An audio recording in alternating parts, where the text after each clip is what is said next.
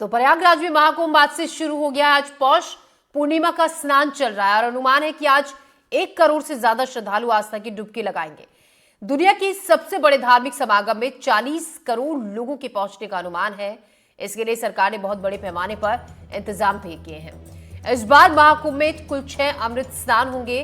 आज के बाद कल मकर संक्रांति पर, 29 जनवरी को मौनी अमावस्या पर, 3 फरवरी को बसंत पंचमी पर, माघी पूर्णिमा पर 12 फरवरी को और अंतिम अमृत स्नान होगा महाशिवरात्रि यानी कि 26 फरवरी को और इसी के साथ महाकुंभ का समापन भी होगा।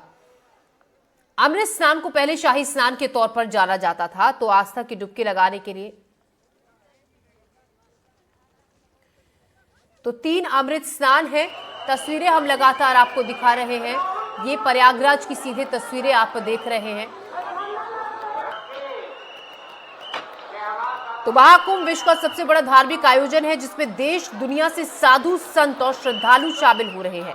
पवित्र त्रिवेणी संगम पर आस्था की डुबकी लगाने के लिए पहुंच रहे हैं। यहाँ पर श्रद्धालु खासकर महाकुंभ में नागा साधु आकर्षण का केंद्र रहते हैं और यही कारण है हम लगातार आपको उनकी जीवन शैली, उनका पहनावा, उनकी भक्ति जो कि महाकुंभ में आकर्षण का केंद्र होती है। देखिए तस्वीरें आप आम श्रद्धालुओं की किस तरीके से रात से ही नहीं बल्कि कई दिन पहले से ही वहां पर श्रद्धालुओं के पहुंचने का जो सिलसिला है वो इसी तरीके से जारी है। लोग का आना इसी तरीके से लगातार जारी है। करोड़ों की संख्या में लोग यहां पर पहुंचेंगे और आस्था की डुबकी लगाएंगे पवित्र संगम में।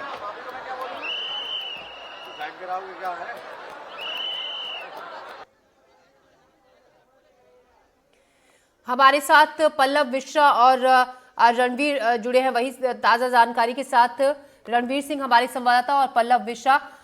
पल्लव, हम आपसे ये जानना चाहेंगे, देखिए श्रद्धालुओं की जो भीड़ है लगातार वहां पर बढ़ रही है। 1 करोड़ से ज्यादा श्रद्धालुओं की आज पहुंचने का अनुमान है। जो वहां पर जो माहौल है उसको आप बहुत बखूबी महसूस कर पा रहे होंगे क्योंकि जिस तरीके के इंतजाम हैं, जिस तरीके से कि साधु संतों का वहां पर जमावड़ा लगा हुआ है।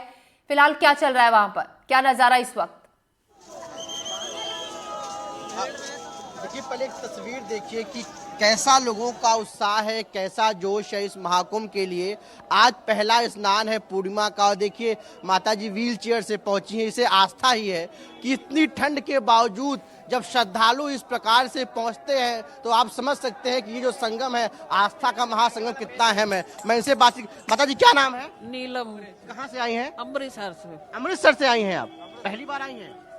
हाँ, एक भी आई हैं। अच्छा, स्नान करने आई हैं? बेटा लेके। बेटा लेकर आया है। बड़ी भावुक हो गई माता जी आप। क्यों भावुक हैं आप? ऐसा बेटा सबको जो साथ में लेके आया। आपकी बड़ी इच्छा थी स्नान करने की यहाँ पर। स्नान करेंगी अब? कब तक रहेंगी? परसों तक करो।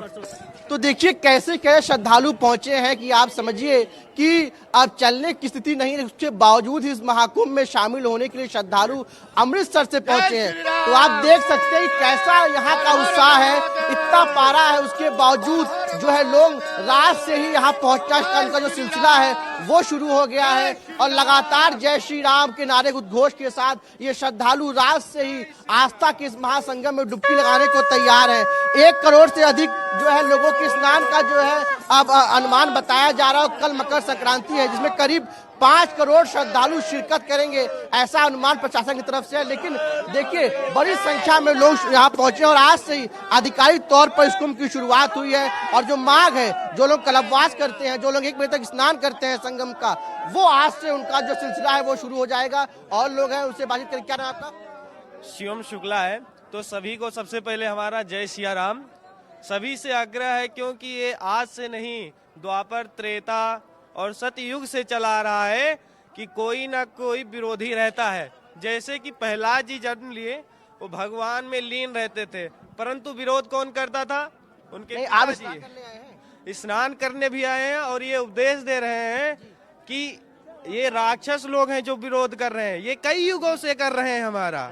तो यही आग्रह है कि इनको विरोध। क्या नाम है? रमेश भाई। कहाँ से आए हैं? सूरत से। स्नान करने? हाँ, पहली बार आ रहे हैं? हाँ पहली बार आ रहा है। कैसा लग रहा है यहाँ पे? बहुत बढ़िया लग रहा है। आपका क्या नाम है? दीप सिंह। कहाँ से आए हैं? गुजरात भावनगर जिले से। हाँ पहली बार आए हैं, हाँ, हम कुंभ मेले में पहली बार है प्रयागराज में। स्नान कर लिया? बहुत अच्छा स्नान करिया थे। ठंडा नहीं लगा? नहीं, ठंडी नहीं है, बहुत बढ़िया है सब कुछ। बिल्कुल तो देखिए ये जो श्रद्धालु हैं ये जो है यहाँ पहुँच रहे हैं और सब जो है महाकुंभ में स्नान करना चाहते हैं और देश के अलग अलग हिस्सों से ये श्रद्धालु पहुंचे हैं। 11 डिग्री करीब इस समय यहाँ का प्रयागराज का तापमान है, उसके बावजूद जो इनका उत्साह है, जो इनकी इनके अंदर जोश है, वो वाकई देखने लायक है कि जो इनका जो आस्था है वो इस ठंडी भी जो ये जो कोहरा है वो भी टूट नहीं पा रहा। और लगातार ये लोग देर रात से ही आप ये जानिए कि ये लोग यहाँ पहुंच रहे हैं और लगातार ये तस्वीर, ये भीड़ और लगातार बढ़ती जाएगी जैसे जैसे अमृत स्नान की शुरुआत होगी। जी रणवीर भी हमारे सहयोगी हमारे साथ बने हुए। रणवीर, जो चेहरे के भाव है लोगों के वो बता रहे हैं कि कितने उत्साहित हैं वो वहां पर पहुंचकर। देशी नहीं विदेशी लोग भी यहाँ पर पहुंच रहे हैं काफी संख्या में। किस तरीके का उत्साह लोग वहां पर दिखा रहे हैं, क्योंकि आप काफी दिन से वहां पर मौजूद है, तमाम भारतीयों के साथ साथ विदेशी लोगों से भी आपकी बातचीत हो रही है, क्या कहते हैं, क्या मायने उनके लिए इस महाकुंभ के? देखिए, विदेशी लोगों के लिए आकर्षण कुंभ का ये होता है कि जहाँ पर आबादी 5 करोड़, 6 करोड़, 8 करोड़, 10 करोड़ की पूरे देश की आबादी है, वो लोग इस बात को सोचकर हैरान होते हैं कि एक शहर में एक मेले में 40 से 45 करोड़ लोग आ जाएंगे। एक आस्था का केंद्र है हिंदुइज्म को लेके। जिस तरह से स्टीव जॉब्स की पत्नी लॉरा पावेल जॉब्स वो पहुंची निरंजनी अखाड़े में, वो भी सनातन को समझना चाहती हैं, जीवन में शांति कैसे आए।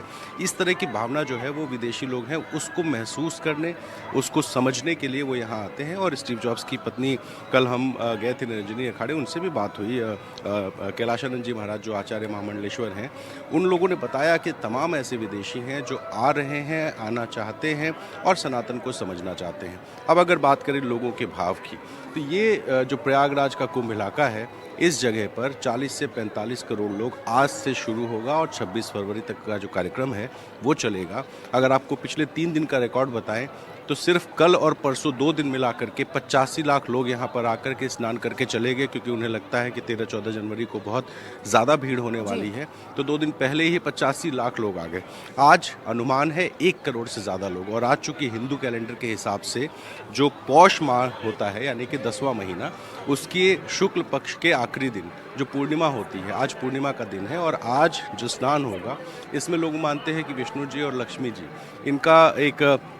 इनको पूजने से शांति मिलती है, धन संपदा मिलती है। और इस वजह से आस्था ऐसी है कि जैसे पल्लव बात कर रहे थे, कोई पोरबंदर से आया है, अलग अलग राज्यों से, साउथ से, नॉर्थ से, हर जगह से यहाँ लोग आते हैं। और तमाम सारे जो लोग हैं वो यहाँ इसी तरह से हैं। मैं ज़रा तस्वीरें आपको दिखाऊं, दुनिया भर के लोग यहाँ, आप देखिए किस तरीके से ज़मीन पर यहाँ बैठे हुए हैं। और यही आस्था है कि यहाँ ये लोग आते हैं, ट्रेनों से, पैदल चल के पहुँचते हैं, इस कड़कड़ाती हुई ठंड में इस ज़मीन पर रात में बैठ कर के इंतज़ार करते हैं कि जब मुहूर्त आएगा तभी ये स्नान करेंगे उस संगम में जहाँ पर गंगा, यमुना और अदृश्य हो चुकी सरस्वती जो हैं उनका मिलन होता है। तो यहाँ जिस जगह मैं खड़ा हूँ, यहाँ से लगभग आधे किलोमीटर दूर वो संगम है। और आप देखिए ये सड़क है जहाँ कम श्रद्धालु आते हैं, तब यहाँ इतने सारे श्रद्धालु दिख रहे हैं। और जहाँ ज़्यादा श्रद्धालु आते हैं, देखिए किस तरह से सामान, जो भारी सामान है लेके आए हैं। इनसे पूछते हैं, कहाँ से हो भैया? कन्नौज से। कन्नौज। कब आए यहाँ पे? कल। दिक्कत नहीं हो रही इतनी ठंड में? ठंड में दिक्कत हुई, पर क्या करें, महाकुंभ है, इतने वर्ष बाद हुआ है। और फिर कितना एक्साइटमेंट है अम्मा, कितनी खुश हैं? खूब खुश हैं। हाँ, दिक्कत नहीं हो रही है? दिक्कत हो रही है तो क्या करें जी, मेला आए हैं, कुंभ नहाने हैं जी। दिक्कत नहीं है, कोई दिक्कत नहीं। तो देखिए किसी को दिक्कत नहीं है, ठंड है लेकिन दिक्कत नहीं है। तो यही आस्था है। और ठंड है, हजारों किलोमीटर का सफर तय कर आए हैं, कोई दिक्कत नहीं है। कई ऐसे भी लोग हैं जिन्होंने कोई बुकिंग नहीं कराई है, कोई रहने का इंतजाम नहीं किया है, लेकिन चले आए हैं कि वहां जाकर जो होगा देखा जाएगा। पहली जो प्रायोरिटी है वो है संगम में स्नान करना।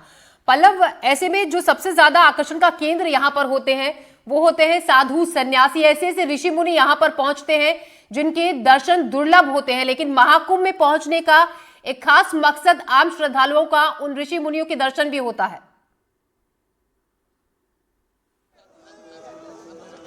इसमें कोई दो राय नहीं है, जब ऐसा दुर्लभ संयोग बना है 144 साल बाद महाकुंभ जो है प्रयागराज में लगा है, तो जाहिर तौर पे है कि अलग अलग जो सन्यासी हैं, साधु हैं, बड़े बड़े साधु संत हैं, वो यहाँ पहुँच रहे हैं। और जाहिर तौर पे जब अब इसकी एक तस्वीर अगर आपको बताएं कि जब यहाँ पे जैसे जो नगर प्रवेश होता है, जिसे पहले पेशवाई कहते थे, जब वो निकलता है तो उस दौरान साधुओं के दर्शन करने के लिए, उनकी एक झलक पाने के लिए कि वो हाथ उठा के आशीर्वाद दे दें, सड़क की तरफ जिस तरफ से उनका जो पूरा काफिला निकलता है, जिस तरफ से वो उनकी पूरी छावनी प्रवेश होता है, दोनों तरफ लोग हाथ जोड़कर और फूल माला के साथ खड़े रहते हैं कि सिर्फ उन साधु संतों का जो है उन्हें दर्शन हो जाए। तो आप समझ सकते हैं कि जब इस प्रकार का जब कोई बड़ा आयोजन होता है, धार्मिक आयोजन होता है, और जब जब दुर्लभ संयोग हो कि महाकुंभ लग रहा हो, तो वहां पे जाहिर तौर पे साधु संतों से का दर्शन करने के लिए, उनसे मिलने के लिए बड़ी संख्या में श्रद्धालु न सिर्फ आसपास के बल्कि देश के अलग अलग हिस्सों से, दुनिया के अलग अलग कोने से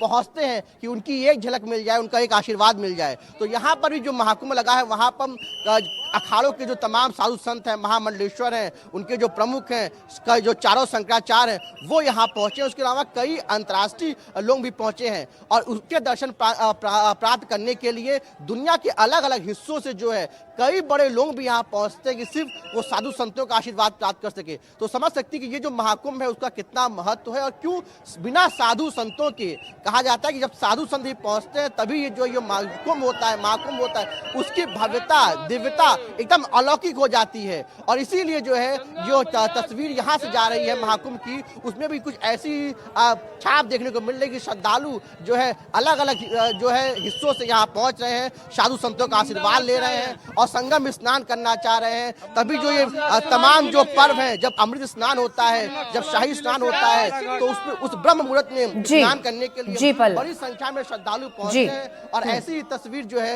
यहाँ से जा रही है। जी बिल्कुल, खूबसूरत तस्वीरें दिखाने के लिए पल्लव और रणवीर, आपका बहुत बहुत शुक्रिया। लगातार ताजा जानकारी आपसे हम वहां से लेते रहेंगे। फिलहाल आप दोनों का शुक्रिया।